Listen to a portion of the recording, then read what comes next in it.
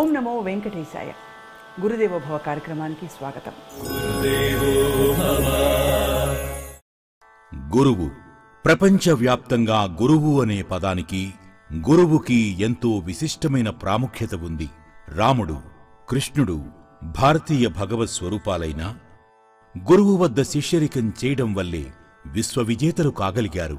విశ్వచరిత్రపై తమ ముద్ర వేయగలిగారు. భారతంలో ద్రోణుడు శిష్యరికంలో అర్జునుడు కుడి ఎడమ చేతులతో బాణప్రయోగం చేసి సవ్యసాచి అయ్యాడు. కేవలం గురువు మట్టిబొమ్మను ఆరాధించి ఏకలవ్యుడు మేటి విలుకాడు కాగలిగాడు. దక్షిణామూర్తి అనుగ్రహం వలన ఋషులు జ్ఞానవంతులు కాగలిగారు. అర్జునుడికి భగవద్గీత బోధించి కృష్ణ భగవానుడు జగద్గురువయ్యాడు. ఇలా గురు పరంపరను, గురువు ప్రాముఖ్యతను చాటి చెప్పే పీఠాధిపతులు, స్వామీజీలు, ప్రవచనకర్తలు, ఆధ్యాత్మిక గురువుల చక్కని బోధనలతో సంధానకర్త వేసే ప్రశ్నలకు గురువులు, పీఠాధిపతులు చెప్పే చక్కటి జ్ఞానపూర్వకమైన సమాధానాలతో ఆణిముత్యాలను ఎర్చి కూర్చి అందించే జ్ఞాన విజ్ఞాన కార్యక్రమం గురుదేవో భవ. వేద విజ్ఞాన ప్రచార ప్రబోధకర్తగా, బహుగ్రంథకర్తగా భారతీయ వాంగ్మయంలోని ఎన్నో విశేషమైన అంశాలని జనబాహుళ్యానికి చేరువ చేస్తున్న ఘనులు, బహుముఖ ప్రజ్ఞాశాలి, నిత్య సత్యానుసంధ స్ఫూర్తి డాక్టర్ శ్రీ రేమెళ్ల అవధానులు వారితో ఈనాటి గురుదేవోభవ కార్యక్రమం. వేద విజ్ఞాన ప్రచార ప్రబోధకర్తగా, బహుగ్రంథకర్తగా ప్రాచీన వాంగ్మయంలో ఇమిడి ఉన్న అనేక విశేషాంశాలను జనబాహుళ్యానికి చేరువ చేసిన నిత్య సత్యానుసంధ స్ఫూర్తిగా జీవితాన్ని సార్థకం చేసుకుని వేదాల ఆధారంగా గణితం నేర్చుకోవడం సులభం అనే సిద్ధాంతాన్ని ప్రతిపాదించి నిరూపించి అనంతమైన వేద విజ్ఞానాన్ని కొండను అద్దంలో చూపించినంత సులభంగా వేదభారతి ద్వారా ప్రజల్లోకి తీసుకువెళుతున్న ఏకైక శక్తి డాక్టర్ రేమెళ్ల అవధానులు గారు. అనేక గ్రంథాలు, వ్యాసాలు, రచనలతో సంస్కృతంలోని సాహితీ విలువలను, వేదవాంగ్మయం యొక్క ఔన్నత్యాన్ని అసిధారావ్రతంలా ప్రచారం చేస్తున్న వ్యక్తి, తెలుగువారికి గర్వకారణమైన వేదశక్తి, ప్రముఖ పరిశోధనా స్ఫూర్తి డాక్టర్ రేమెళ్ల అవధానులు గారితో ఈనాటి గురుదేవో భవ.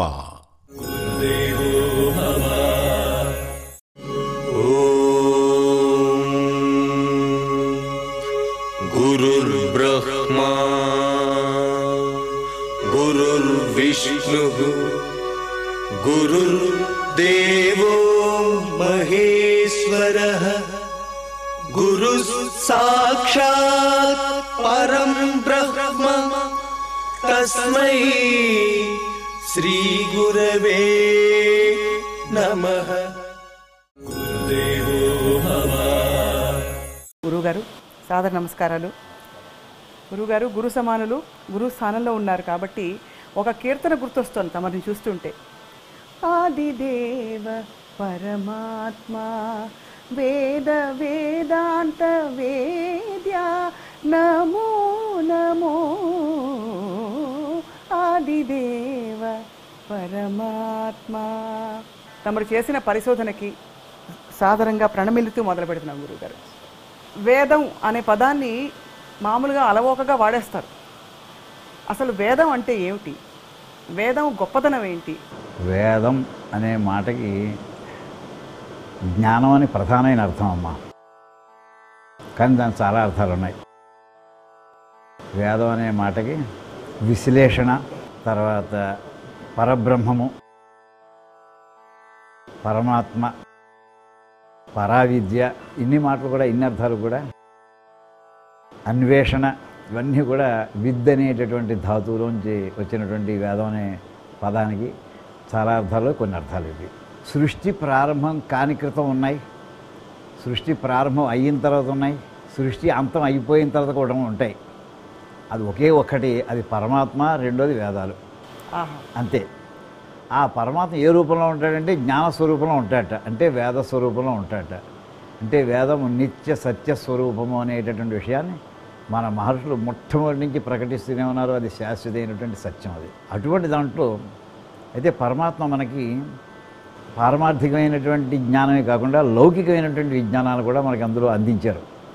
ఎందుకంటే కోట్లాది మందిలో కొంతమంది మాత్రమే పరమాత్మ యొక్క సాక్షాత్కారాన్ని పొందారు. మిగతా వాళ్ళంతా సామాన్య మానవులుగా ఉండిపోతారు.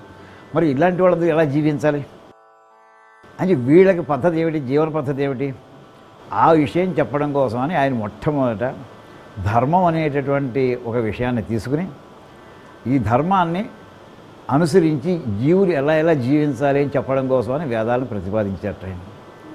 అక్కడి నుంచి ప్రారంభమైంది. అంటే జీవుల యొక్క గమన పద్ధతి ఎలా ఉండాలి, గమనం ఎలా ఉండాలి, వీళ్ళు ఏ సూత్రాలను అవలంబించాలి, వీళ్ళు ఈ విషయాలన్నీ చెప్పడం కోసమని వేదం మొట్టమొదటిలో అసలు పరమాత్మ యొక్క సంకల్పంతో బయటికి నిశ్రుతం అయిందని చెప్తారు. అసలు అంటే ఈ లౌకికమైనటువంటి జీవులందరూ కూడా జీవించాల్సిన విధానం అందులో ఒక భాగం వచ్చేసింది.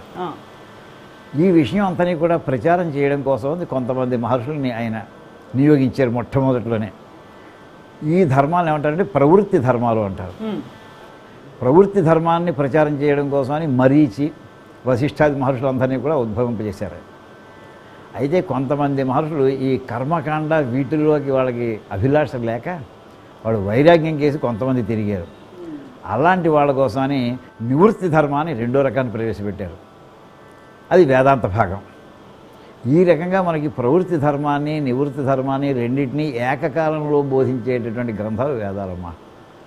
అంటే ఈ లోకంలో ఉండే సమస్త జీవరాశి ఇందులో కవర్ అయిపోతుంది. అందరికీ పనిచేసేటి మొత్తం ఎవరికి ఏది కావాలో వెతుక్కోవడం తీసుకోవడం అంతే. ఆ వెతుక్కోవడానికి ఆచార్యులు మనకి మహర్షులు అందరూ వచ్చారు, జగద్గురువులు వచ్చారు, మనకి ఆచార్య పరంపర ఏర్పడింది. వారందరి అనుగ్రహంతో ఈవేళ మనం ఈ రకంగా ఈవేళ ఇక్కడ మనం సమావేశం అవ్వగలుగుతున్నాం, ఆ విషయాలు మాట్లాడుకోగలుగుతున్నాం అమ్మా. అది గొప్పగా వివరించారు గురుగారు. సత్యం, తర్కం, తర్వాత సైన్స్, ఆధ్యాత్మికం వీటన్నిటినీ వేరువేరుగా చేసేసిన ఒక పెద్ద సమస్య సవాల్ ఇప్పుడు ప్రస్తుతం మన సమాజం నడుమ ఉంది. కానీ అన్నిటినీ సమానంగా అనుసంధానం చేసి రుచి చూసిన ఘనులు మీరు. కాబట్టి వీటికి ఏమన్నా అసలు అంతరం ఉందా మొట్టమొదటి అర్థం చేసుకోవడంలో ఏమన్నా లోటు అంటారా? అసలు అవన్నీ కూడా వేరువేరు అంశాలు కాదమ్మా, ఉన్నది ఒకటే అంశం. ఎవరి కోణంలో వాళ్ళు చూసారు. ఇంకేతంటే పరమాత్మని వర్ణిస్తూ సత్యం జ్ఞానమనంతం బ్రహ్మ అనే పదం వేదంలో అతి ప్రముఖమైనటువంటి ఒక వచనం. అది పరమాత్మ ఎటువంటి వాడంటే సత్యం సత్యస్వరూపుడు, జ్ఞానం అంటే జ్ఞానస్వరూపుడు, అనంతం అనంత స్వరూపుడు. ఇది అందులో చెప్పిన మూడు లక్షణాలు ఇక్కడ చెప్పడం జరిగింది. ఇప్పుడు చూడండి, సత్యం అనే మాటకి ఇంగ్లీష్లో ట్రూత్ అంటాం. సైన్స్ అంతా వర్క్ చేసేది ఆ ట్రూత్ కోసమే. ఏది సత్యమో ఏది అసత్యమో, ఎటర్నల్ ట్రూత్ ఏమిటి, దానికోసం సత్యాన్వేషణే సైన్స్ చేసేటటువంటి ప్రక్రియ. అంచేత ఈ సత్యమని వేదంలో వేదాంతాల్లో ఉపనిషత్తులు చెప్పినటువంటి విషయం వేరు, సైన్స్లో చెప్పేటటువంటి అన్వేషణ వేరు, భిన్నం కాదు, రెండు ఒకటే విషయం. అనంతం అనే మాట ఉంది, అందులో పరమాత్మ అనంతుడు అన్నాడు. మ్యాథమెటిక్స్లో గణితంలో మనకి ఇన్ఫినిటీ అనేటువంటి మోస్ట్ ఇంపార్టెంట్ కాన్సెప్టే ఉంది అసలు. అంతే కదా, నెంబర్ సిస్టమ్స్ స్టార్ట్ అయితే మీరు ఏదైనా పరిమితమైనటువంటి అంకెలతో ప్రారంభించి అపరిమితమైనటువంటి అంకెల దాకా వెళ్ళాలంటే అంటే ఫైనైట్ నెంబర్స్తో స్టార్ట్ చేసి ఇన్ఫినిట్ నెంబర్ దాకా పెడతారు. ఆ మాట కూడా అక్కడి డెఫినేషన్ ఆఫ్ పరమాత్మలో వచ్చింది. అంటే అది వేరు ఇది వేరు అనుకోవడం. ఇంక తర్వాత మీరు మోడర్న్ సైన్సెస్ ప్రకారం ఎక్వైర్ చేసేది నాలెడ్జే, ఆధ్యాత్మికంగా వెళ్ళినా నాలెడ్జే. దాన్ని మనం సంస్కృతం జ్ఞానం అన్నాం. అంటే జ్ఞానం అనే మాటకి భౌతికమైనటువంటి విజ్ఞానం వస్తుంది, ఆధ్యాత్మికమైనటువంటి విజ్ఞానం వస్తుంది. మొత్తం ఒకే నిర్వచనం. వేదం చెప్పినటువంటి ఏ నిర్వచనం అయితే పరమాత్మకి చెప్పడం జరిగిందో, పరబ్రహ్మ స్వరూపాన్ని చెప్పడం జరిగిందో, అవన్నీ పూర్తిగా సైన్స్లో వాడే ప్రతిదానికి వర్తిస్తాయమ్మా. అవి అంటే రెండు భిన్న భిన్నమైనటువంటి కానే కావు. కానీ అలా చూసే కోణంలో అలా కాలక్రమంలో అలా అవుతూ వచ్చింది. సైన్స్లో ఏది కనుక్కున్నాక ఇంకా కనుక్కోవాల్సి మిగిలిపోతూ ఉంటుందో అది మనం సైంటిఫిక్ నాలెడ్జ్గా చెప్తాం. ఇది అయిపోయింది అనే మాట లేదు దానికి. సైన్స్లో కనుక్కున్నటువంటి డిస్కవరీస్ కానీ ఇన్వెన్షన్స్ కానీ ఇవాళతో మొత్తాన్ని కనుక్కున్నాము అని ఎవరన్నా అంటే పొరపాటు. అది సైన్స్లో ఏది కనుక్కున్నా దాని తర్వాత ఇంకోటి ఏదో వస్తూనే ఉంది. ఏది కనుక్కున్నాక ఇంకా కనుక్కోవాల్సి మిగులుతుందో అది భౌతిక విజ్ఞానం. కానీ వేద విజ్ఞానం ఏది కనుక్కున్నాక ఇంకా కనుక్కోవాల్సింది ఉండదో అది వేద విజ్ఞానం, అంటే వేదాంత విజ్ఞానం. ఈ రెండింటి నుంచి అనంతమైనటువంటి ఆ విజ్ఞానంలో ఈ సంకుచితమైనటువంటి పరిమితమైనటువంటి ఈ విజ్ఞానం అందులో అంతర్భాగంగా చూడాలి తప్ప ఈ భిన్నమైనటువంటి అంశాలు కావు. ఇవి అంతర్భాగంగా చూడాలనేది ఒక గొప్ప నిర్వచనం. సముద్రంలో నదులు కలుస్తూ ఉంటాయి. నదిగా ఉన్నంతసేపు పరిమితమే, సముద్రంగా ఉన్నంతసేపు అది అపరిమితమైనటువంటిది. అంటే సముద్రంలో నదుల యొక్క ప్రవేశంలాగే ఆ అనంతమైనటువంటి ఉపనిషత్ విజ్ఞానంలో, వేదాంత విజ్ఞానంలో ఈ భౌతిక విజ్ఞానంలో అంతర్భాగాలు ఇవి, అంతకంటే భిన్నమైన మాత్రం కాదు ఇది. ఆ రకంగా నాకు అనిపిస్తుందమ్మా ఇది. గురుగారు, మీ ప్రస్థానాన్ని చూసుకుంటే ఈ అంశాలపై మీరు పరిశోధన చేయాలనే ఆ స్ఫూర్తి కానీ, ఆ స్ఫురణ కానీ, అది భగవత్ సంకల్పం అని మీ నమ్మకం ఏమిటి? అది భగవత్ సంకల్పం అంటారా, లేక మీరు ఎంచుకున్నారా, లేక గురువులే మిమ్మల్ని ఎంచుకుని ఆ మార్గంలో పెట్టారంటారా? ఇందులో నా చాయిస్ ఎక్కడా జరగలేదమ్మా. ఎప్పటికప్పుడు ఎవరో వస్తూ ఉండడం, రావయ్య ఇలా పెడుతూ ఉండడం, ఈ లైన్లో రావయ్య అంటుండడం, తీసుకెడుతూ ఉండడం. ఒకసారి నేను అనుకున్నటువంటి కంట భిన్నమైనటువంటి జరిగాయి.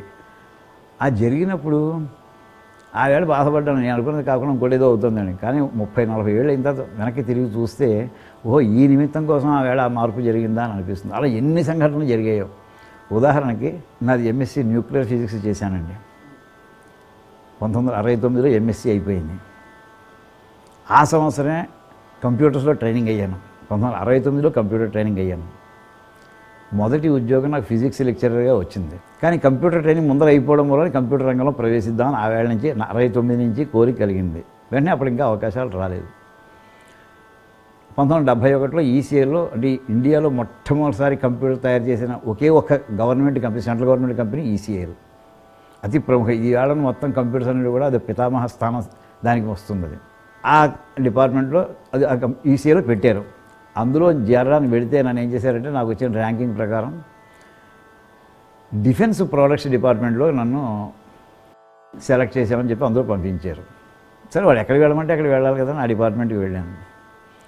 వెళితే అక్కడ హెడ్ ఆఫ్ డిపార్ట్మెంట్, ఎంఎస్సీలో నీ సబ్జెక్ట్ ఏమిటయ్యా అని అడిగారు ఆయన. ఎంఎస్సీలో న్యూక్లియర్ ఫిజిక్స్ అన్నాను. నీ అపాయింట్మెంట్ ఆర్డర్ ఇలా ఏమన్నారు. I don't want this boy, I want a nuclear chemistry man but not a nuclear physics man అని రాసేసారు ఆయన. వెళ్ళి మళ్ళీ ఆ హెచ్ఆర్ డిపార్ట్మెంట్లో చెప్పుకోమన్నారు. ఎందుకంటే అడిగేడుతూనే మొట్టమొదటి రిజెక్ట్ అయిపోయింది. హయ్యెస్ట్ ర్యాంక్ వచ్చాను అక్కడ మొత్తం సెలెక్ట్ అయిన బ్యాచ్లో. అక్కడికి వెళ్ళిందా, అయితే కంప్యూటర్ డిపార్ట్మెంట్కి వెళ్ళవయా అన్నాడు ఆయన. అయితే దాన్ని రాయక్కర్లేదులే అన్నాడు అతను. అంటే ఆ వేళకి కంప్యూటర్స్కి ఏ రకమైనటువంటి గుర్తింపు లేదు. 1971లో ఇండియాలో ఎవరికి అసలు తెలియదు అసలు కంప్యూటర్ గురించి. ప్రపంచంలో కూడా ఇంకా చాలా ప్రాథమిక స్థాయిలో ఉంది. అవునవును. ఆ వేళ కంప్యూటర్ అంచేత అతి లోయెస్ట్ ప్రియారిటీ ఉన్నటువంటి డిపార్ట్మెంట్ని ఆ వేళ అనుకున్నటువంటి రంగంలో ఆ వేళ నన్ను ప్రవేశపెట్టడం జరిగింది. అందులో నా ప్రమేయం ఏముంది? చివరికి అక్కడికి వెళ్ళిన తర్వాత ఈ వేళ నా ప్రస్థానం అంతా చూసుకుంటే కంప్యూటర్లో ఉండబట్టే ఇన్ని కార్యక్రమాలన్నీ కూడా జరగడానికి అవకాశం కుదిరింది. ఇది పరమేశ్వరుని యొక్క సంకల్పం తప్ప నా సంకల్పం కాదని నాకు అది ప్రస్ఫుటమైనటువంటి ఉదాహరణ అమ్మా. ఇది ఇలా ఎన్నో జరిగాయి. అలా వస్తూ వస్తూ మీరు సంస్కృతం, జ్యోతిష శాస్త్రం, అలాగే గణితం అన్నిట్లో ప్రావీణ్యం సంపాదించడమే కాకుండా ఈ తరానికి చాలా వినూత్నంగా వాటిని అందించే ప్రయత్నం చేస్తారు. అసలు వేదిక్ మ్యాథమెటిక్స్ అంటే ఏమిటి గురుగారు? ఈ వేదిక్ మ్యాథమెటిక్స్ అనే పదాన్ని అది వేద గణితం అని అనొచ్చు, వైదిక గణితం అనొచ్చమ్మా. రెండు రకాలు కూడా ప్రయోగాలు ఉన్నాయి. ఆ సబ్జెక్టుకి ఒక వినూత్నమైనటువంటి ప్రచారం 1960 నుంచి సుమారుగా ప్రారంభమైంది. దీనికి ఒక చిన్న బ్యాక్గ్రౌండ్ ఉందమ్మా. ఏంటంటే 1920 ఆ ప్రాంతంలో, 1916, 1920 మధ్యకాలంలో వెంకట్రామన్ అనేటటువంటి ఒక తెలుగు విద్యార్థి 7 ఎంఏలు ఒకేసారి వెళ్ళడానికి పర్మిషన్ ఇచ్చారట అతనికి. 7 ఎంఏలకి మాస్టర్స్కి ఏకకాలంలో 7 యూనివర్సిటీ ఫస్ట్ వచ్చారు ఆయన. ఎప్పుడు జరిగిందంటే సుమారు 1916, 1920 ఆ ప్రాంతంలో జరిగిందండి. ఆయనకి ఆ రోజుల్లో డిప్యూటీ కలెక్టర్ పోస్ట్ ఇచ్చారు. ఎక్కడంటే ఇప్పుడు మనం షిమోగా అంటాం, శివమొగ్గ అని అంటారే కర్ణాటకలో. అప్పుడంతా కాంపౌండ్ స్టేట్గా ఉండేది. అంటే మొత్తం ఇవాళ ఆంధ్రప్రదేశ్ కానీ, తెలంగాణ కానీ, తమిళనాడు, కర్ణాటక, కేరళ, పాండిచ్చేరి అన్నీ కలిపి ఒకటే రాష్ట్రంగా ఉండేది, సదర్న్ ప్రావిన్స్ అని. ఆ ఏకరాష్ట్రంగా అందులో ఆయనకి షిమోగా ప్రాంతంలో ఆయన డిప్యూటీ కలెక్టర్గా ఆయనకి పోస్టింగ్ ఇచ్చారు. అక్కడ జాయిన్ అయ్యారు. విచిత్రం ఏంటంటే శృంగేరి ఆ జిల్లాలో ఉంటుంది, షిమోగా జిల్లాలో ఉంటుంది. అంటే ఆ జిల్లాకి అధికారి కనుక ఆయన ఆఫీస్ వర్క్ చూసుకుంటూ వేదశాస్త్రాల మీద అభిమానం ఉన్నటువంటి వ్యక్తి కనుక శృంగేరి మఠానికి ఒకసారి వెళ్ళారు ఆయన. అక్కడ ఉండేటువంటి జగద్గురువులతోటి వారు పరిచయం పెంచుకున్నారు. వీరి యొక్క వైదుష్యాన్ని చూసి, విద్వత్తును చూసి జగద్గురువులు, ఏమయ్యా నువ్వు అడ్మినిస్ట్రేషన్ చేసుకో, నీకు వేదం కూడా నీకు కొంత పరిచయం ఉంది, లేకపోతే పెంచుకో, పరిచయం లేకపోతే పెంచుకో. మోడర్న్ సబ్జెక్ట్స్ ఏవైతే ఉన్నాయో గణితం, ఫిజిక్స్ ఇటువంటివి నువ్వు ఆ సబ్జెక్ట్స్ అని కొంత చదివావు కనుక వీటి మీద వేదాల్లో ఎక్కడెక్కడ ఉన్నాయో పరిశోధన చేసి వాటి మీద పుస్తకాలు రాస్తే రీసెర్చ్ చేస్తే బాగుంటుంది అని సలహా చెప్పారట. సుమారు 1920 ఆ ప్రాంతాల్లో ఆయన ఉద్యోగం చేసుకుంటూ అప్పుడు చూడడం ప్రారంభించారు. ఆయనకి దీని మీద కాంక్ష పెరిగింది. ఉద్యోగం ప్రెషర్ ఎక్కువగా ఉంది. అంటే కొన్నాళ్ళు సెలవు పెట్టేసి ఉద్యోగాన్ని 2-3 సంవత్సరాలు ఉద్యోగం చేసినా సెలవు పెట్టేసి దీని మీద ఎక్కువ చేశారు. ఇంక ఇది పని కాదని ఉద్యోగాన్ని రిజైన్ చేసేసారు. ఇంక అది కూడా కాక ఆయన సన్యాసం తీసుకున్నారు ఆయన శృంగేరి మఠంలో. అక్కడ వారు మొత్తం మీద దీని మీద 16 వాల్యూమ్స్ రాశారటండి. అబ్బా, మొత్తం 4 వేదాలలోంచి ప్లస్ 4 వేదానికి అనుబంధ గ్రంథాలు చాలా ఉంటాయి. అనుబంధ గ్రంథాలన్నింటిలోంచి తీసుకుని మొత్తం మీద వారు 16 వాల్యూమ్స్ రాశారు. ఇంతట్లో సుమారు 1930 ఆ ప్రాంతం వరకు జరిగిన సంఘటన. అప్పటికి పూరీ శంకరాచార్యులుగా ఉన్నటువంటి ఒక స్వామీజీ పరమపదించారట. తర్వాత సక్సెసర్ కోసం దేశం అంతా కూడా సమర్థులైనటువంటి మామూలుగా విద్వత్వం ఉండేటటువంటి ఈ సన్యాస దీక్ష తీసుకునేటటువంటి వాళ్ళ కోసం వెతుక్కోవడంలో శృంగేరి పీఠానికి వచ్చారట. అక్కడి నుంచి అప్పటి ఈ స్వామీజీ పేరుని అప్పటి ఉండే శృంగేరి పీఠ స్వామి సజెస్ట్ చేశారట. పూరీ పీఠానికి జగద్గురులా ఉండడం యోగ్యతలన్నీ వీరికి ఉన్నాయి అని చెప్పి. అంచేది వీరిని 1930 ఆ ప్రాంతంలో వీరు పూరీ జగన్నాథ అంటే మనం జగన్నాథ పూరి అంటారు కదా, అక్కడ గోవర్ధన పీఠానికి వెళ్ళడం, అక్కడ పీఠాధిపత్యం తీసుకోవడం జరిగింది. జగద్గురువులు అయ్యారు. అక్కడ అయిన తర్వాత అక్కడ నిత్యము దేవతార్చన, పూజలు, పునస్కారాలు, తర్వాత ఈ వేదాంత చర్చలు వాటిలోనే ఆయన కాలం గడిపేశారు. 1955లో స్వామీజీని ఒకసారి ఉజ్జయిన్లో ఉండేటటువంటి ఒక యూనివర్సిటీ వాళ్ళు ఇన్వైట్ చేశారట. స్వామీజీ వేదాంతం మీద మాకు ఏదైనా కాసేపు ప్రసంగం చేయమని. వారు వేదాంతం మీద చర్చ ప్రారంభించి ఉపనిషత్తుల గురించి చెబుతూ అందులోంచి వేదగణితంలో ఉండే సూత్రాలన్నీ ఎక్స్ప్లెయిన్ చేయడం ప్రారంభించారట. అటు వేదగణితానికి ఇటు వేదాంతానికి ఏమీ తేడా లేదు, వేదాంతంలో చెప్పినని కూడా సూత్రప్రాయంగా చెప్పిందే వేదగణితము అని చెప్పి అక్కడ ఆయన మొత్తం నిరూపణ చేసేవాడు. మొత్తం అందరూ అవాక్ అయిపోయేట్టు వాళ్ళు మాట్లాడడానికి. అందులో ఏంటంటే పెద్ద పెద్ద గుణకారాలని నోటి లెక్క కింద అప్పటికప్పుడు పిల్లల చేతి చేయించారట ఆ సభలో ఆయన. అందులో వచ్చినటువంటి శ్రోతల్లో వచ్చినటువంటి ఒక ఆయన అన్నట్ట మీటింగ్ అయిపోయాక, స్వామీజీ ఇంత అపూర్వం విజ్ఞానం ఉందని మాకు ఎవరికి తెలియదు అసలు, మీరు ఏమైనా గ్రంథస్థం చేస్తే వాటిని మేము పబ్లిష్ చేసుకుంటామని అన్నట్ట. వారు అన్నట్ట, నేను ఈ సబ్జెక్ట్ మీద సుమారు 16 వాల్యూమ్స్ రాశానయ్యా 30 ఏళ్ల క్రితం. శృంగేరిలో నేను ఫలానా వారింటూ పెట్టాను, నేను మీకు అడ్రస్ ఇస్తాను, మీకు ఇంట్రెస్ట్ ఉంటే ఆ పుస్తకాలు తెచ్చి మీరు ప్రింట్ చేసుకోండి అని అన్నారట. వీళ్ళు ప్రత్యేకించి శ్రద్ధతో శృంగేరి వెళ్ళారు. ఆ ఇంటి అడ్రస్ పట్టుకున్నారు, ఇంటి వాళ్ళని కలిశారు. నిజమేనండి, ఒక స్వామీజీ ఇదివరకు మా ఇంట్లో పెట్టారు, చాలా కాలం ఆ పుస్తకాలు మళ్ళీ పట్టుకెడతారేమో అని చూసాం, ఎవరు రాలేదు, పట్టుకెళ్ళలేదు. చివరికి అవి మేము అర్థం చేసుకుందాం ట్రై చేసాం, మాకు అర్థం లేదు, అంటే చిత్తుగా తరిగి నమ్మేసామండి అని అన్నాం. చిత్తుగా తరిగి నమ్మేసాం. ఘోరమైనటువంటి నష్టం అది. ఈ మాట మళ్ళీ వెనక్కి వచ్చి స్వామీజీ చెప్పేప్పటికీ ఆయన బాధపడ్డారు. మళ్ళీ పునః ప్రారంభించేప్పటికి 1 వాల్యూమ్ రాయగలిగారండి. సుమారు 1960 అయింది, వీరు నిర్యాణం చెందారు. ఆ రాసిన 1 పుస్తకం పేరే వేదిక్ మ్యాథమెటిక్స్. వారు రాసినటువంటి మిగతా ఆ వేదిక్ మ్యాథమెటిక్స్ అనే పుస్తకం ఈవేళ మన వేదగణితం లేకపోతే వైదిక గణితం అని చెప్పేదాని అన్నిటికీ కూడా అతి మూలమైనటువంటి గ్రంథం అది. అందరూ కూడా ఆ స్వామీజీ రాసినటువంటి 16 సూత్రాలు, ప్రధాన సూత్రాలు, 16 ఉపసూత్రాలు, ఇవి వాటిలోంచే తీసుకుని చెప్తున్నారు. లక్షల మంది పాఠం చెప్పినా, లక్షలాది మంది వింటున్నా ఆ సూత్రాలు మాత్రమే ప్రచారంలోకి వచ్చాయి. అది అసలు వేదగణితం. ఈ మాటకి ఈవేళ ప్రచారంలో ఉన్నటువంటి దానికి విషయం బ్యాక్గ్రౌండ్. అయితే వేదగణితం అప్పుడే ప్రారంభం అవ్వలేదండి. వేదగణితం కొన్ని వేల సంవత్సరాల నుంచి ఈ దేశంలో ఉంది. కొన్ని వేల సంవత్సరాలు. వేదాలు ఎప్పటి నుంచి ఉన్నాయో వేదగణితం అప్పటి నుంచి ఉందండి. వేదంలో మంత్రాల్లో గణితం ఉంది. ఇంకోటి ఏమిటంటే ముఖ్యమైనటువంటి వేదగణితం అని చెప్పుకోవడానికి, వేదాలు ఇందాక మొట్టమొదటి చెప్పిన ప్రవృత్తి ధర్మము, నివృత్తి ధర్మం. ప్రవృత్తి ధర్మం అంటే యజ్ఞయాగాదులు చేయాలి. యజ్ఞం చేయాలంటే హోమ వేదికలు నిర్మాణం చేసుకోవాలి. హోమ వేదిక ఎవరు ఇష్టం వచ్చిన వాళ్ళు కట్టేయడం వీలేదు.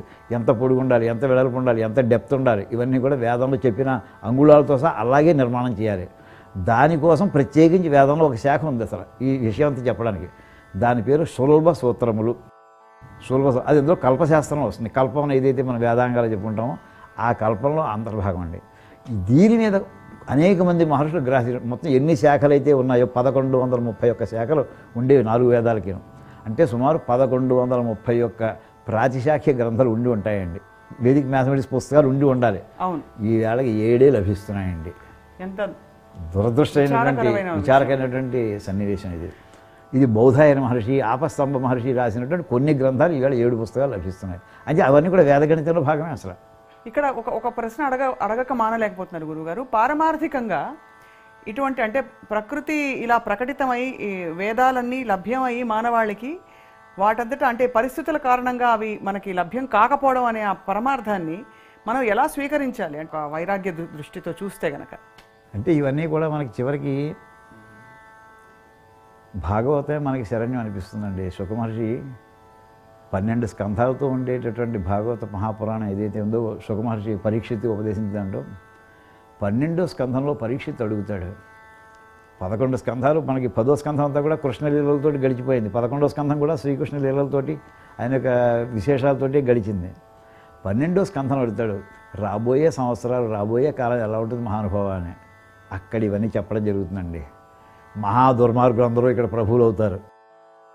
వేదం చదవని వాళ్ళందరూ వేద పండితుడిగా లెక్కింపబడతారు. వేదానికి ఏ స్థానం ఇవ్వాలో సమాజం ఆ స్థానం అది ఇవ్వడానికి వెనకబడిపోతూ ఉంటుంది అది అని చెప్పి అవన్నీ మనకి భాగవత పురాణం కనిపిస్తున్నాయి. ఇదంతా కారణం ఏంటంటే మనకి యుగం యొక్క లక్షణం ఏదైతే ఉందో కలియుగ ప్రభావం ఉంటుందయ్యా. అది కొన్నాళ్ళు అయితే ఎటువంటిదంటే నిప్పు బ్రహ్మాండంగా జాజ్వల్యమానంగా వెలిగినటువంటిది దానిపై నుసి ఏర్పడుతుంది కానీ నిప్పు ఆరిపోదు. అది మళ్ళీ సమయం వచ్చినప్పుడు ఆ నుసిని తీసేస్తే మళ్ళీ అది అందుకుంటుంది. ఇది వేదానికి ఈవేళ లౌకికంగా కనిపించకపోవచ్చు, చేతిలో లేకపోవచ్చు. ఎవరో మహానుభావులు మళ్ళీ మహర్షులు మళ్ళీ వస్తారు. ఆ వేళకు మళ్ళీ దానికి కొరతయుగం మళ్ళీ ఈ కలియుగం తర్వాత మళ్ళీ కొరతయుగం వచ్చే సమయానికి మళ్ళీ వాళ్ళ యొక్క అనుగ్రహంతో వాళ్ళ తపస్సాహంతో మళ్ళీ వెనక్కి వస్తుందని ఆశ ఉంది. కానీ మన కర్తవ్యం ఏంటంటే మనకున్న కాలంలో మనం వాటిని పరిరక్షించి తీరాలి, వాటిని ప్రచారం చేసి తీరాలి. అది మనకి ముఖ్యమైనటువంటి భావాలుగా తీసుకోవాలి.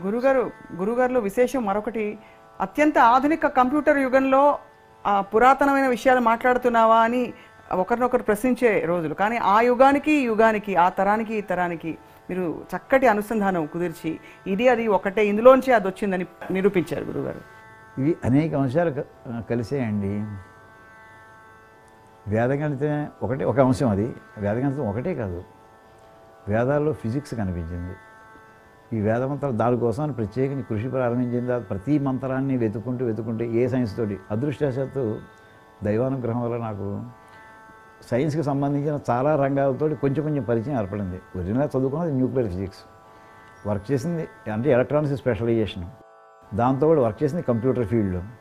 అక్కడి నుంచి కొన్నాళ్ళు నేను మన నేషనల్ ఎన్జిఆర్ఐ అని ఒకటి ఉందండి ఉప్పల్లో, వాళ్ళకి సంబంధించి అందులో కొంతమంది ప్రొఫెసర్స్ యొక్క అండదండలతో అక్కడ అందులో గ్రౌండ్ వాటర్ సిస్టమ్స్ మీద వర్క్ చేయడం జరిగింది. ఒకదాని కూడా సంబంధం లేదు. దాని తర్వాత యూనివర్సిటీలో జేఎన్టీలో కొన్నాళ్ళు ప్రొఫెసర్ క్యాడర్లో వర్క్ చేయడం జరిగింది. తర్వాత నిమ్స్ హాస్పిటల్లో పనిచేయడం జరిగింది. అంటే వైద్య విభాగంలో మనకి పెథాలజీ కనిపిస్తుంది, మైక్రోబయాలజీ ఉంటుంది, అటుపక్క కార్డియాలజీ ఉంటుంది, న్యూరాలజీ ఉంటుంది, న్యూరోసర్జరీ, అన్ని విభాగాలతో ఆర్థోపెడిక్స్ అన్ని విభాగాలతోటి నాకు పరిచయం ఏర్పడింది. సో ఈ బ్యాక్గ్రౌండ్ తోటి ప్రతి మంత్రాన్ని చూసుకుంటూ వెళుతుంటే ఇది ఏ సబ్జెక్ట్ సంబంధించినట్టుగా నాకు అనిపిస్తుంది. నాకు నా పరిమితమైనటువంటి నాలెడ్జ్ని చూస్తే అలాగా సుమారు 1000 మంత్రాలు పైన దొరికాయండి. మోస్ట్ మోడర్న్ సబ్జెక్ట్స్కి ఫిజిక్స్ మంత్రాలు ఉన్నాయి, కెమిస్ట్రీ మంత్రాలు ఉన్నాయి. ఒకటి ఉదాహరించగలుగుతారా గురుగారు? తప్పకుండా. అర్థం చేసుకోవడానికి గణితాన్ని తీసుకోండి, మొదలు ప్రారంభిద్దాం. మనం అభిషేకం చేసుకునేప్పుడు ముఖ్యంగా మహాశివరాత్రి నాడు స్వామివారు అందరూ కొన్ని లక్షల మంది శివాలయాన్ని పెడతారు. యథాశక్తి కొబ్బరికాయలు పళ్ళు ఫలాలు పట్టుకెళ్ళి స్వామివారికి సమర్పణ చేసుకుంటూ ఉంటారు. లోపల అభిషేకాలు జరుగుతూ ఉంటాయి.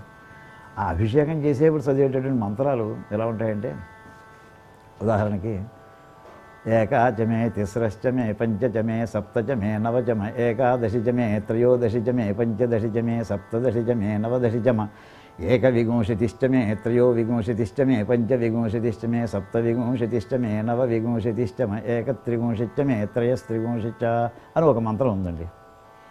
అలాగే ఇంకో అతి ప్రసిద్ధమైన మహాన్యాసంలో వస్తుంది.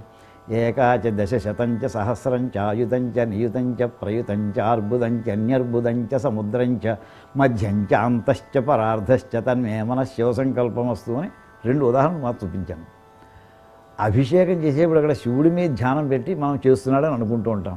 అక్కడ జరుగుతున్న ఈ మంత్రం యొక్క అసలు అర్థం, మొట్టమొదటి అర్థం భౌతికంగా తీసుకుంటే చదువుతుంది ఏమంటే ఏకాచమే దశ 1 3 5 7 9 11 13 15 17 19 21 23 25 27 29 31 33 च मे तिस्रश्च मे पञ्च च मे सप्त च मे नव च म एकादश च मे त्रयोदश च मे पञ्चदश च मे सप्तदश च मे नवदश च म एकविंशतिश्च मे त्रयोविंशतिश्च मे पञ्चविंशतिश्च मे सप्तविंशतिश्च मे नवविंशतिश्च म एकत्रिंशच्च मे त्रयस्त्रिंशच्च मे चतस्रश्च मेऽष्टौ च मे द्वादश च मे षोडश च मे विंशतिश्च मे चतुर्विंशतिश्च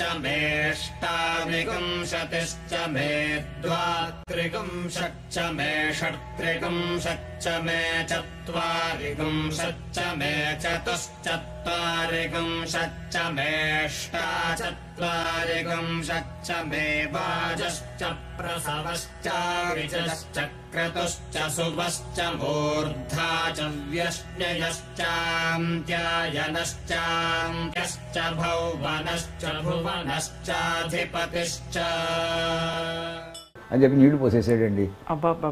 ఇప్పుడు ఏమిటి అందులో అంకెలు చదవడేమిటి? మహాశివరాత్రి నాడు శివలింగం మీద అభిషేకంలో ఈ మంత్రాల నెంబర్లు ఏమిటి అసలు? ఎక్కడైనా సంబంధం అనిపిస్తుందా? అది మ్యాథ్స్ టీచర్ సంబంధించి సరిగ్గా చదవట్లేదు, లెక్కలు సరిగ్గా చెప్పట్లేదు అన్నట్టుగా లెక్కల టీచర్ ఫీల్ అవ్వచ్చు. కానీ గుళ్ళో వాడేమో ఆ మంత్రం అపూర్వమైన మంత్రం, అది శివుడికి అత్యంత ప్రీతికరమైన మంత్రం. అది సంబంధం ఏంటంటే 1, 3, 5 అంటే మామూలుగా ఓ రకంగా ఇలా అన్వయించుకోవచ్చండి.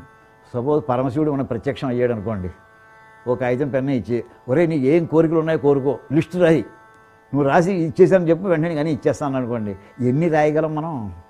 మామూలుగా ఒక 5 నిమిషాలు టైం ఇస్తున్నాను నీకు అన్నా అనుకోండి.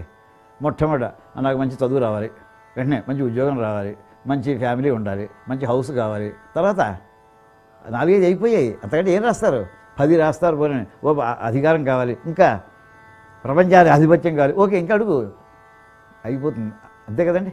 ఇంకా వాడు చాలా ఉండొచ్చు. అక్కడ వాడు ఏం చేశాడంటే ఒక మహర్షి, అంటే మనం ఇలా అన్వయించుకుందామండి, ఎన్ని ఉన్నాయో ఇంకా వాక్యం చెప్పడం టైం అయ్యి మళ్ళీ వెళ్ళిపోతాడు అని భయం అయిపోయింది.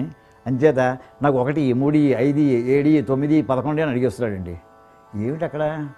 1 అంటే నాకు అద్వైత సిద్ధినివ్వయ్యా, అద్వైత సిద్ధిని. మరి 3 అన్నావు కదా, నాకు త్రిగుణాల మీద కూడా కంట్రోల్ వచ్చేట్లా చేయవయ్యా, సత్వరజ స్తమో గుణాల మీద కంట్రోల్ చేయవయ్యా.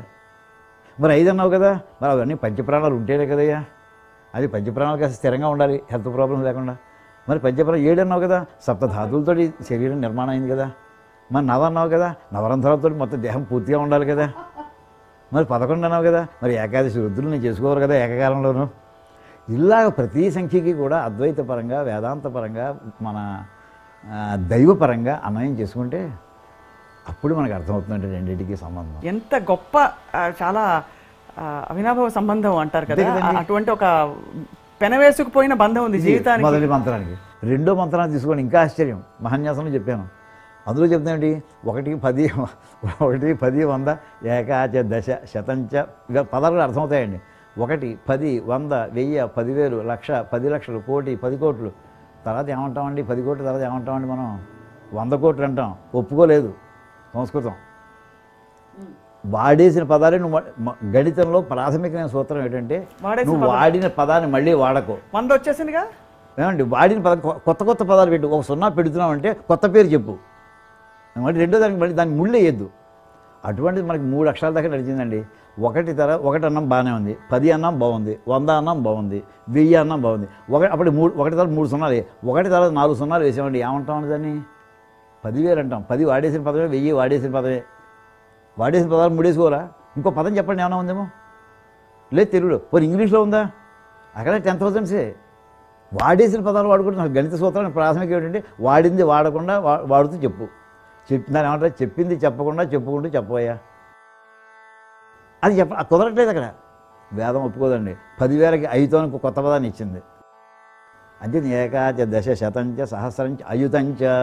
మరి 10 లక్షలకి 10,000 అయిపోయింది. లక్షకి మరి దానికే ఇంకో పేరు ఉంది, అయుతంచ నియుతంచ. 10 లక్షలకి మళ్ళీ వాడేసిన పదాలే. 10 వాడేసిందే, లక్ష వాడే. 10 లక్షలకి మళ్ళీ ప్రయుతంచ, అలా విడిపోతుంది. నీతంచ, ప్రయుతంచ, అర్బుదంచ. ఇందాక 1 కోటి దాకా వచ్చిందండి. తర్వాత ఎన్ని చెప్పినా 10 కోట్లు, 100 కోట్లు వాడేసిన పదాలే. లేదండి, అక్కడి నుంచి విడివిడి చెప్పుకుంటుంది. అర్బుదంచ అన్యర్బుదంచ సముద్రంచ మధ్య చాంత అంత పరార్థ ఇవన్నీ కూడా ఒకటి దాకా సున్నారు. ఇప్పుడు మనం సంకల్పం చేసేవాడు ప్రతి పూజలను కూడా సంకల్పం ద్వితీయ పరార్థం అని చెప్తామండి. ఈ ద్వితీయ పరార్థం అంటే ఏమిటది? అది మ్యాథమెటిక్స్ అండి. పరార్థం అనేది 1 తర్వాత 12 సున్నాలు అని అర్థం. 1 తర్వాత 12 సున్నాలు వేసి ఎంత అవుతుందండి? 1,00,000 కోట్లు అవుతుంది. అంటే ఒక లెక్క ప్రకారం ఈ వేళ ఉన్నటువంటి చతుర్ముఖ బ్రహ్మగారి ఆయుష్ ఏమండి ఆయనది 2,00,000 కోట్ల సంవత్సరాలు అండి మన లెక్కల్లో చూస్తే ఒక పద్ధతి ప్రకారం. అందులో ఆయన 50 ఏళ్ళు గడిచిపోయేట ఆయన మానంలో. అది ద్వితీయ పరం అంటే 2వ భాగంలో ఉన్నట్ట, అంటే సెకండ్ 50లో ఉన్నట్టమాట. అది మన లెక్కలు ఏంటంటే అంటే 1,00,000 కోటి సంవత్సరాలు అయిపోయింది, ఇంకో 1,00,000 కోటి సంవత్సరాలు ప్రారంభమయ్యామని చెప్పడానికి ద్వితీయ పరార్థే బ్రహ్మగారి 2వ భాగంలో ఉన్నారు ఆయన. ఆ సమయంలో నేను పూజ చేసుకుంటున్నాను. అదే అర్థం ఉంది అక్కడ. ఇది ఎక్కడ దొరికింది మాట? మన మంత్రంలో వేదంలో దొరుకుతుంది. ఇది లౌకికంగా ఎక్కడ ఎవరు చెప్పట్లేదు. చాలా ఆశ్చర్యం కాదు అసలు, ఒక విధమైన ఇంకా మాటలు రావట్లేదు. సున్నాలు ఎలా అయితే ఆగిపోతాయో అలాగా వేదంలో మనకు దొరికిన శాఖల్లో ఈవేళ 1 తర్వాత 19 సున్నాల వరకు చెప్పిందండి. వాడిన సున్నాని మళ్ళీ వాడకుండా, వాడిన పేరు వాడకుండా 19 సున్నాలంటే ఎంత చెప్పాలి? అది ఎంత అర్థం చేసుకోవాలి. 1 తర్వాత 19 సున్నాలంటే కాదు, 1,00,000 కోటి కోట్లు అండి ఇది. అయితే దీనికి అనుబంధంగా మనకి వాల్మీకి రామాయణంలో వచ్చేప్పటికి వెంటనే వాల్మీకి రామాయణం కానీ మహాభారతం కానీ కూడా వేదంలో ఉన్నటువంటి విషయాన్ని విస్తారంగా జనానికి ఇంకా బాగా అర్థమయ్యేట్లా చెప్పడం కోసం వచ్చినటువంటి గ్రంథాలు అవి.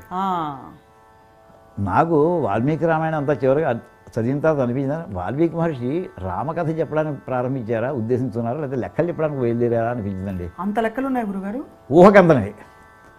ఊహకందనే 1 తర్వాత 62 సున్నాల దాకా లెక్కలు చెప్పారండి ఆయన. 1 తర్వాత 62 సున్నాల వరకు. ఇవి రామాయణంలో లెక్కల సంబంధం ఏమిటనిపిస్తుంది. దానికి ఏదో సన్నివేశం ఉండాలి అంతే కదా. రామాయణంలో శ్రీరాముడు, రావణాసుడు, సీతాదేవి, హనుమంతు, ఈ కథ మనకి లెక్కలు ఉన్నాయి. ఈ లెక్కలు అంటే రావణాసుడు అంటే మనకి లంక యుద్ధకాండలో ప్రారంభంలో వస్తుంది ఈ సన్నివేశం. రావణాసుడు సీతాదేవిని అపహరించి వెళ్ళిన తర్వాత వాడి ధైర్యం ఏంటంటే సృష్టి ప్రారంభమైన తర్వాత ఏ మానవుడు కూడా సముద్రాలను దాటుకుంటే రాలేదుట లంకకి. అందుచేత శ్రీరాముడు ఎలా వస్తాడు? మానవుడు మాత్రుడు కదా. అంచేత సీతాదేవిని ఇవ్వాల్సిన అవసరం లేదు, ఇక్కడే ఉండిపోతుంది అనేటువంటి ఒక భావంతో ఉన్నట్టు. ఆ భావన ఎప్పుడు చెదిరిపోయిందంటే ఎప్పుడైతే సేతు నిర్మాణం అయిందో మొత్తం ఇంత సైన్యంతో అక్కడ వెళ్ళిపోయాడు శ్రీరామచంద్రుడు సుగ్రీవుడి యొక్క సైన్యంతో. ఇంకో చిన్న విషయం ఏంటంటే సేతు నిర్మాణం ఎన్నాళ్ళు జరిగిందో తెలుసునండి. ఎంత దూరం కట్టారు, ఎన్నాడు పట్టింది. ఇప్పుడు సపోజ్ మనం బేగంపేటలో బ్రిడ్జి వేయాలనుకోండి, ఫ్లైఓవర్ కట్టాలనుకోండి, ఎన్నాళ్ళు పడుతుంది? 3 ఏళ్ళు 4 ఏళ్ళు పడుతుంది. ఇక్కడ నేల మీద ఒక చిన్న బ్రిడ్జి కట్టడానికి 1 కిలోమీటర్ 2 కిలోమీటర్లు వేసేటటువంటి ఫ్లైఓవర్కి 2-3 సంవత్సరాలు పడుతుంది. ఇక్కడ అందరూ చూస్తున్నాం, అందరూ ఇబ్బందులు పడ్డవాళ్ళని బేగంపేట మనం కడుతుంటారు, ఫ్లైఓవర్స్ కడుతుంటారు. శ్రీరామచంద్రుడు సముద్రం, మామూలు సముద్రం కాదు. అక్కడ మేము వెళ్ళి చూస్తే 20 అడుగులు ఎత్తు వస్తున్నాడు తరంగం. టైడల్స్ వస్తాయి అక్కడ కట్టాలి. అది చెరువులో కట్టడం, కాలంలో కట్టడం కాదు ఏం చేస్తుంది, నీళ్ళలో కట్టడే కష్టం. మామూలుగా 20 అడుగులు కెరటం వస్తున్నటువంటి చోట మీరు అక్కడ బ్రిడ్జి కట్టాలండి. ఎంత దూరం కట్టాడు? 100 యోజన విస్తీర్ణం కట్టింది. 100 యోజనాల పొడుగు ఉండేటటువంటి బ్రిడ్జి, 10 యోజన ఆయుధం, 10 యోజనాల వెడల్పు ఉండేటటువంటి బ్రిడ్జి. అంటే ఎంత యోజనం అంటే 8 మైల్స్ అంటారండి ఒక లెక్క ప్రకారం. అంటే 800 మైళ్ళు ఒక లెక్క. నేను ఇంకోటి లెక్క చూసి ఇంకోటి 80 మైళ్ళు వెడల్పు. అది ఎన్నాళ్ళలో కట్టాడు తెలుసునండి? 5 days. అబ్బా, 5 daysలో నిర్మాణం చేశాడు. లేటెస్ట్ టెక్నాలజీ అంతా వాడుకున్నాడు ఆయన. అది కారణం చెప్తాను. రామాయణంలో ఇంత మనం చదవట్లేదు. మనం చదివితే మనకు అర్థమైతే ఎంతో ఆనందిస్తాం, చదవట్లేదు. 5 రోజులు ఊహించలేము. మహాసముద్రంలో అంత పొడుగు బ్రిడ్జిని 5 రోజుల్లోనే ఎప్పుడు కట్టాడు కూడా డేట్స్ ఇచ్చారండి. ఫాల్గుణ శుద్ధ దశమి నాడు ప్రారంభించేట, ఫాల్గుణ శుద్ధ చతుర్దశి నాడు పూర్తయిపోయింది. దశమి, ఏకాదశి, ద్వాదశి, త్రయోదశి, చతుర్దశి 5వ రోజు సాయంకాలం పూర్తయిపోయింది. అందరూ చేరిపోయారు అక్కడికి.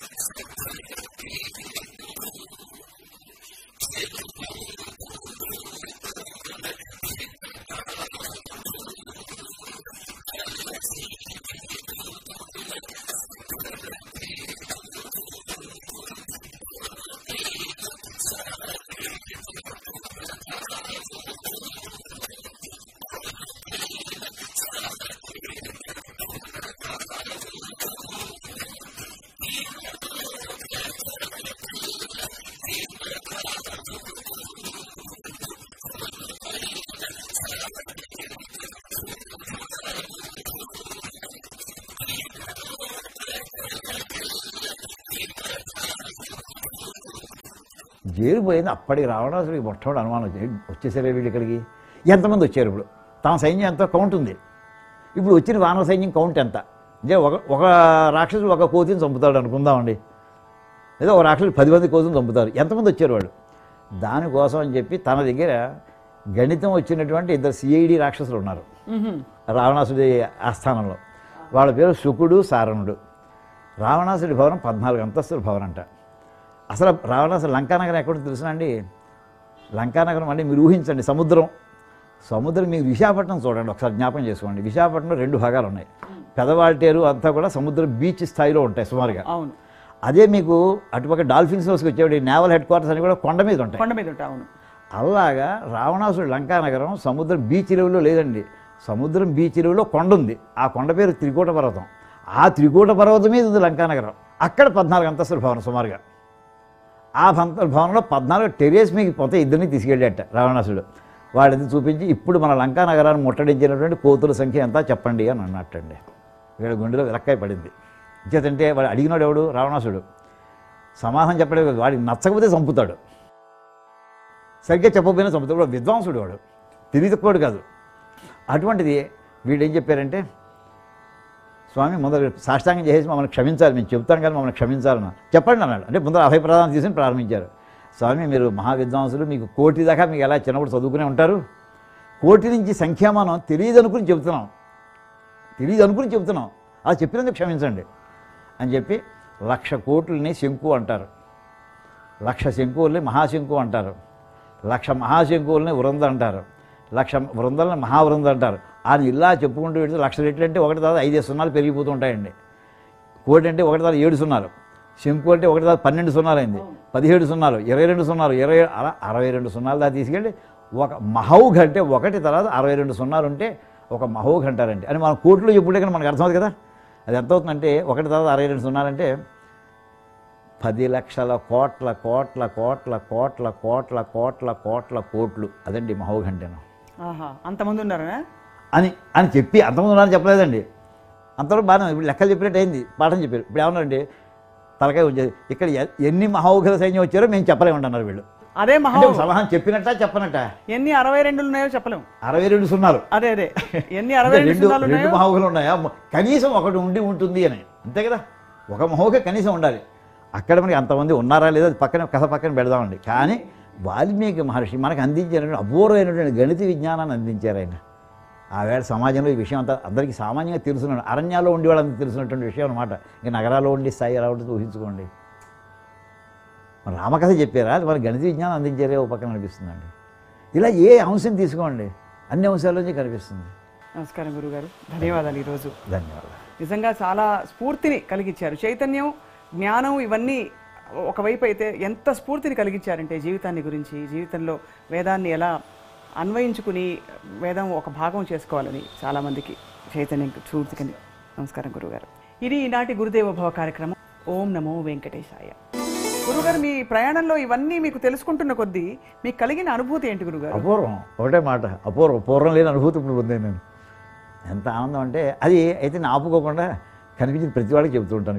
ఇద్దరే చెప్తాను, విన్నవాడికి వినవాడికి ఇద్దరికే చెప్తూ ఉంటాను. ఎంత గొప్పగా ఉంది గురుగారు. ఎంచేదంటే ఏది చెప్తున్నా కానీ అవతల ఆస్వాదించేటటువంటి తత్వం ఉన్నవాడు ఈ దేశంలో ఇంకా చాలామంది ఉన్నారండి. వీళ్ళకి కూడా తెలియదేని బాధపడేవాడు చాలామంది ఉన్నారు. తెలుసుకుందాం తాపత్రయం ఉన్నవాడు అవకాశాలు కుదరలేదు, స్కూళ్ళలో విద్య వాళ్ళకి లభించలేదు.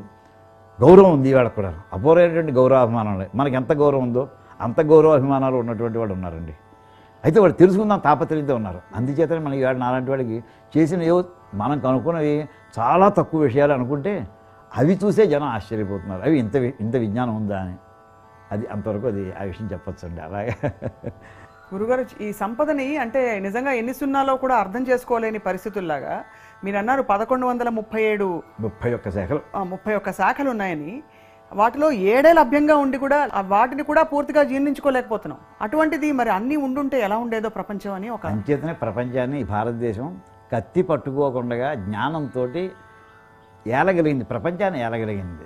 ప్రపంచంలో ఉండేటటువంటి సమస్త విద్యార్థులు ఇక్కడికి వచ్చి చదువుకుని వెళ్ళేవారు అని చెప్పి మన మనస్మృతిలో ఉండి, పృథివ్యాం సర్వమానవ ఇక్కడికి వచ్చి ఎలా జీవించాలి, స్వం స్వం చరిత్రం శిక్షేరం పృథివ్యాం సర్వమానవా. ఈవేళ మన పిల్లలందరూ అమెరికా బోస్టన్ యూనివర్సిటీ వెళ్దాం, ఇంకో యూనివర్సిటీ వెళ్దాం ఎలా వెళ్ళిపోతున్నారో, ఆ వేళ ఎక్కడెక్కడ వాడు ఇక్కడికి వచ్చి ఎవరు మాకు ఏమైనా పాఠం చెప్తారా, మేము ఎలా జీవించాలో మాకు నేర్పుతారా, మా ప్రాంతానికి ఎలా వర్తిస్తుంది, ఏ సబ్జెక్ట్ మేము అక్కడికి మేము మళ్ళీ చెప్పుకోవాలి, ఎలా అంటే సుఖకరమైన జీవితం కాదు, ధర్మబద్ధమైన జీవితం కూడా ఇక్కడికి వచ్చి నేర్చుకుని వెళ్ళేవారు. అది జ్ఞానం యొక్క విశిష్టత, ఈ దేశంలో పుట్టినటువంటి జ్ఞానం.